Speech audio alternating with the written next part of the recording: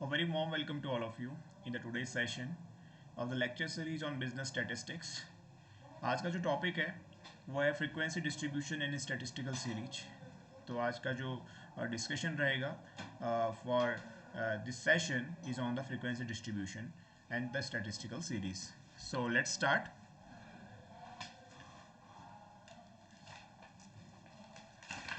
So the content of this session is, first of all, we will understand the frequency distribution.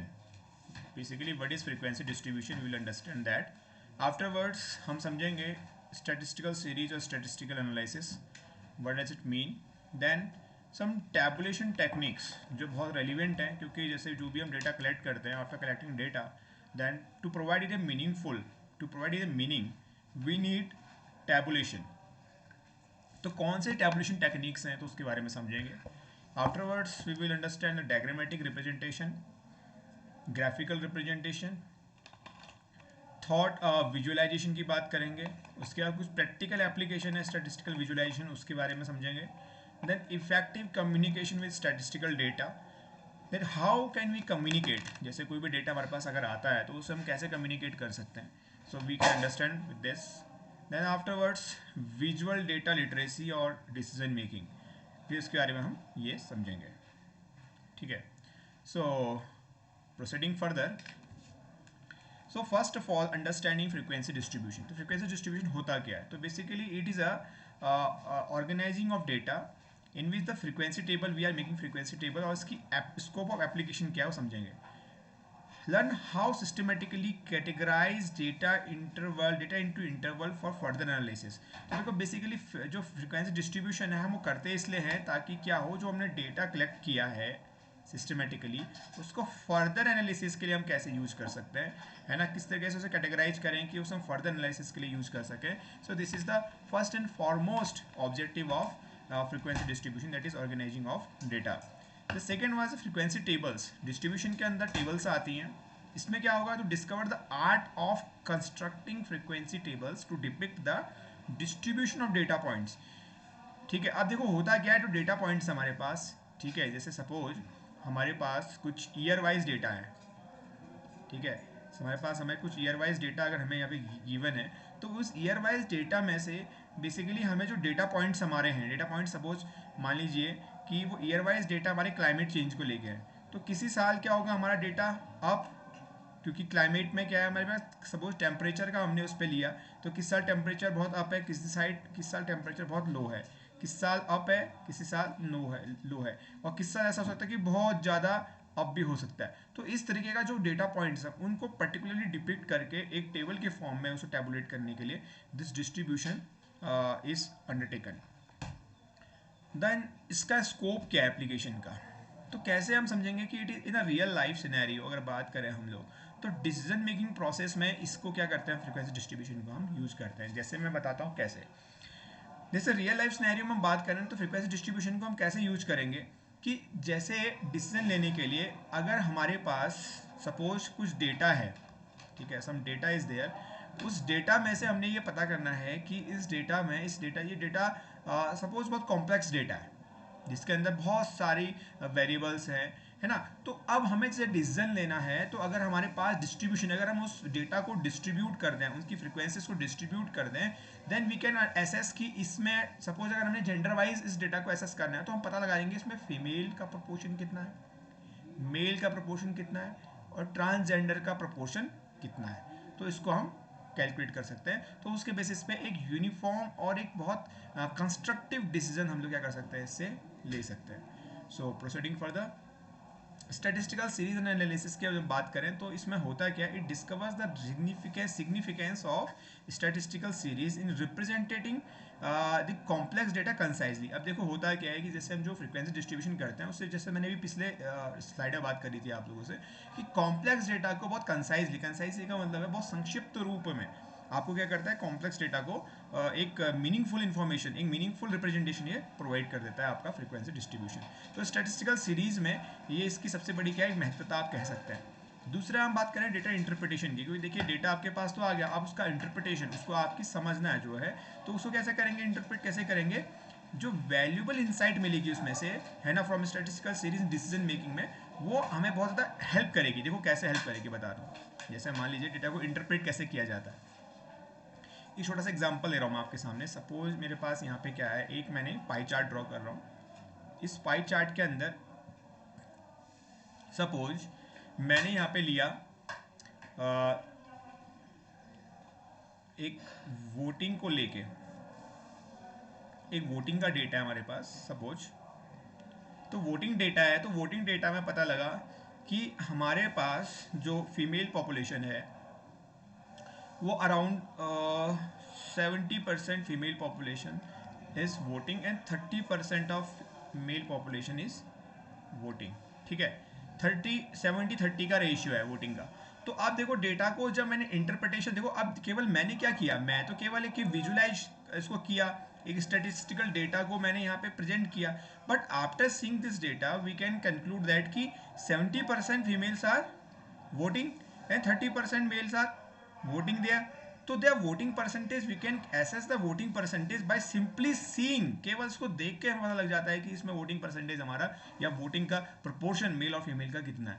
So this is the way of interpreting, this is the way of interpretation of data. अब कुछ practical examples की बात करते हैं। जैसे मैंने अभी example आपके शेयर किया, तो ऐसे बहुत से एग्जांपल हो सकते हैं। जैसे इंडस्ट्रीज और रिसर्च स्टडीज़ में, डाइवर्स रिसर्च स्टडीज़ में आप देख सकते हैं कि डेटा इंटरप्रिटेशन या डेटा रिप्रेजेंटेशन की क्या इंसाइट है। तो इसी के बेसिस पे क्या होता है, फर्दर एनालिसिस की जाती है, फर्दर एनालिसिस की जाती है। क्योंकि अगर आपका डेटा फर्दर एनालिसिस के योग्य नहीं है तो ऐसा डेटा आपका मीनिंगफुल कभी हो ही नहीं सकता।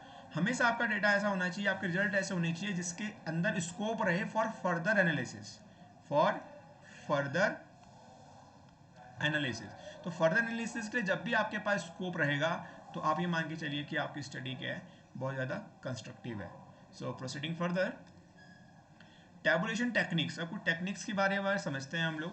तो पहली टेक्निक है प्राइमरी डेटा। इसमें देखो टेक्निक में जैसे प्राइमरी डेटा क्या है, इसमें learn to organize the raw data into meaningful tables for comprehensive analysis. देखो पहले तो हमारा प्राइमरी डेटा जो भी आता है तो वो क्या होता है, हमारा रॉ डेटा होता है। रॉ डेटा का मतलब है, प्राइमरी डेटा का मतलब होता है फर्स्ट टाइम कलेक्टेड डेटा। इसका मतलब है फर्स्ट टाइम कलेक्टेड डेटा। ठीक है, कई लोग इसको ओरिजिनल डेटा भी बोलते हैं। ठीक है, ओरिजिनल डेटा। ठीक है, फर्स्ट टाइम कलेक्टेड डेटा बोलें या ओरिजिनल डेटा बोलें। तो ये जो डेटा है, इस डेटा को हम लोग किस तरीके से एक मीनिंगफुल टेबल, एक कंप्रिहेंसिव एनालिसिस में इसको शो कर सकते हैं on the with the help of tabulation. ठीक है, this is the first thing. The second thing is that statistical variables. ठीक है, अब देखिए वेरिएबल का मतलब क्या होता है, जैसे हिंदी में बोलते हैं चर कहते हैं इसको। ठीक है, जो क्या होता है कीप्स ऑन चेंजिंग। ठीक है, जिसमें क्या होगा कि अगर चेंज, वेरिएबल्स का मतलब होता है changing, which keeps on changing. अब चेंजिंग कैसे, क्योंकि देखो इसमें ना कॉज एंड इफेक्ट रिलेशनशिप होता है वेरिएबल्स के अंदर, क्योंकि बिना कारण के तो चेंज होगा नहीं। दैट मीन्स एक वेरिएबल अगर दूसरे वेरिएबल से कनेक्टेड है, अगर इसमें कोई चेंज होता है तो ये भी क्या होगा, चेंज होगा।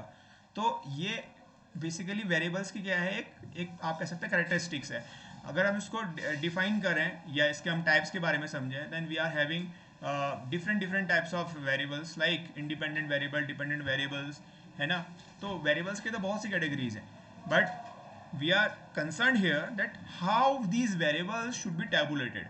तो उनको टैबुलेट कैसे करना है, उनको किस तरीके से टैबुलेट करेंगे, उनका इंटरप्रिटेशन कैसे ड्रॉ करेंगे, this is the question under consideration. तो इसका आंसर ये है कि स्टैटिस्टिकल वेरिएबल्स को हम क्या करेंगे, उनकी उनकी क्लासिफिकेशन यानी क्वालिटीज़ के बेसिस पे क्या कर देंगे, हम लोग कैटेगराइज कर देंगे और उसको अकॉर्डिंगली क्या करेंगे, फिर टेबल के फॉर्म में उसको शो कर देंगे। प्रोसीडिंग फर्दर एनालिसिस और समराइजेशन में हमारा टैबुलेशन टेक्निक्स यूज़ होती हैं। जैसे हम किसी चीज़ को समराइज ऐसे, जैसे मान लीजिए हमें एक रिपोर्ट को समराइज करना है या किसी कॉम्प्लेक्स डेटा को हमने सिंप्लीफाई करना है, तो उसमें भी टैबुलेशन टेक्निक्स क्या होती हैं, हमारी बहुत ज़्यादा हेल्प करती हैं।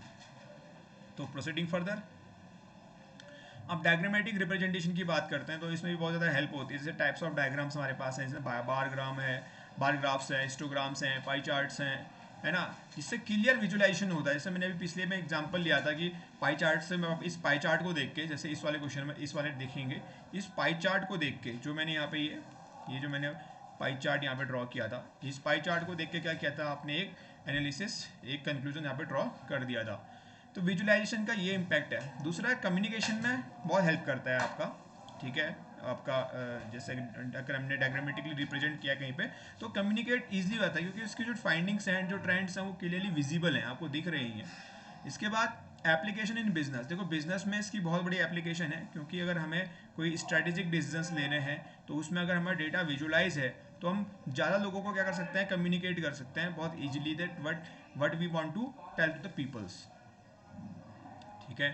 चलिए इसके बाद proceeding further, impact of graphical representation या ग्राफिकल प्रेजेंटेशन। तो देखो होता है क्या है, डाइवर्सिटी ऑफ ग्राफ्स हमारे पास हैं, जिसमें मैंने अभी ऑलरेडी डिस्कस कर दिया आपका bar graph, line graph, scatter plots, है ना। इसमें क्या होता है, विजुअल इम्पैक्ट देखा जाता है, ठीक है। तो इसका बहुत अच्छा इम्पैक्ट, इसका इम्पैक्ट क्या है, बहुत पॉजिटिव इम्पैक्ट है, ठीक है ना। ग्राफिकल रिप्रेजेंटेशन का बहुत पॉजिटिव इम्पैक्ट पड़ता है किस पे, आपके जो भी आपके क्या है यहाँ पे स्टेक होल्डर्स हैं, जो भी आपके स्टेक होल्डर्स हैं उन पे बहुत पॉजिटिव इम्पैक्ट पड़ता है, because they understand things very easily, they understands the data, ठीक है।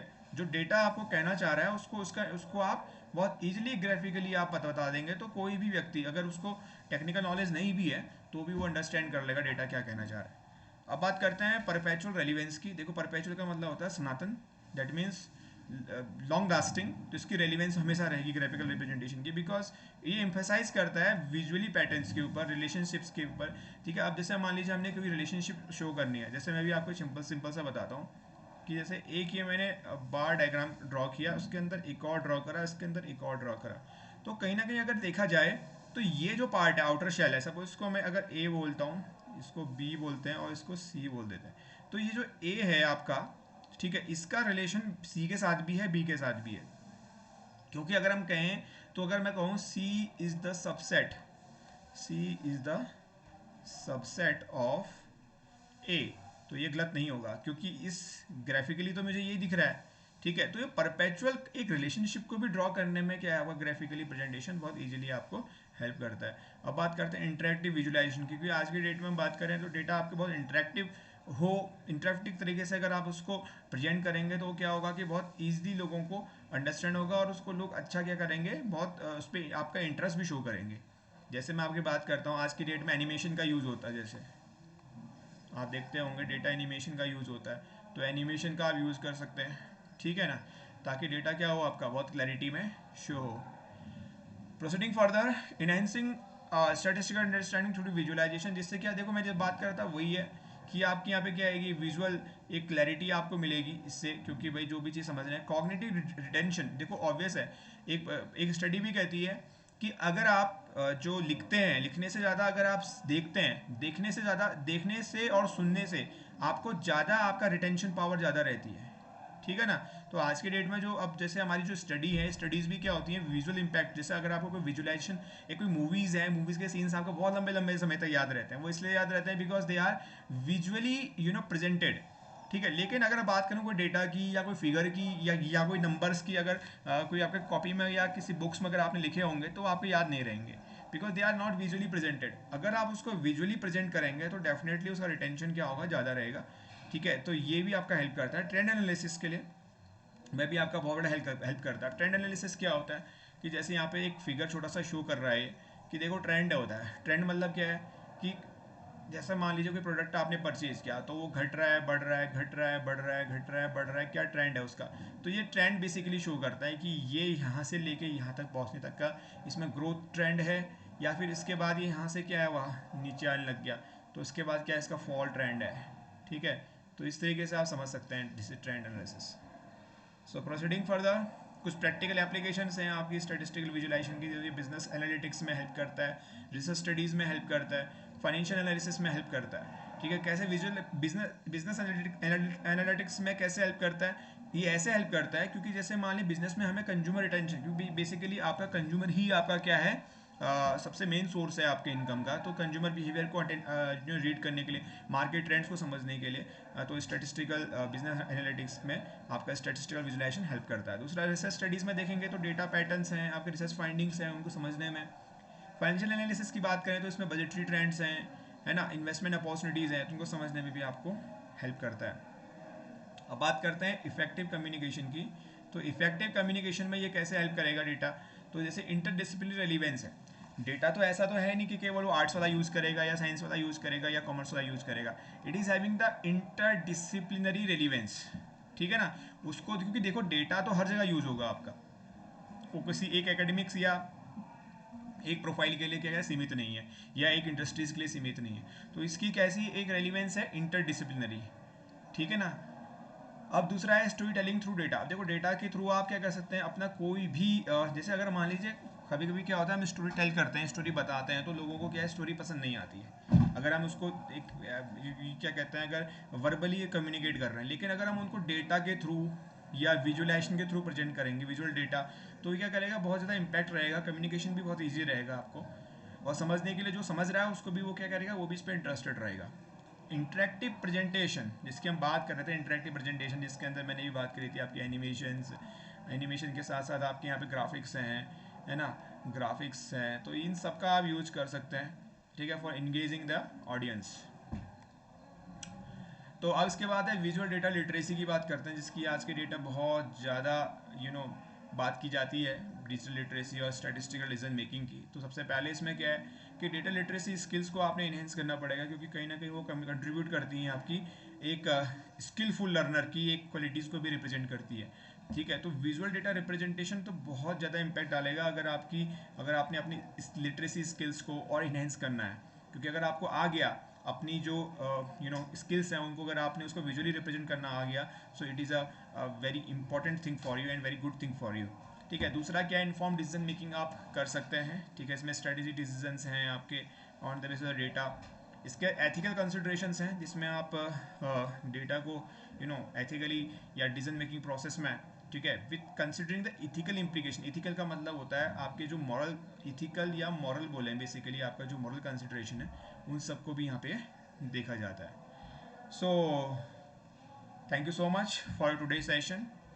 तो आज के लिए इतना ही करते हैं। If you have any questions, so please feel free to ask and drop a comment in the comment section, and I will try to answer each and every question from your side. So thank you so much for the today session. Jai Hind, Jai Bharat.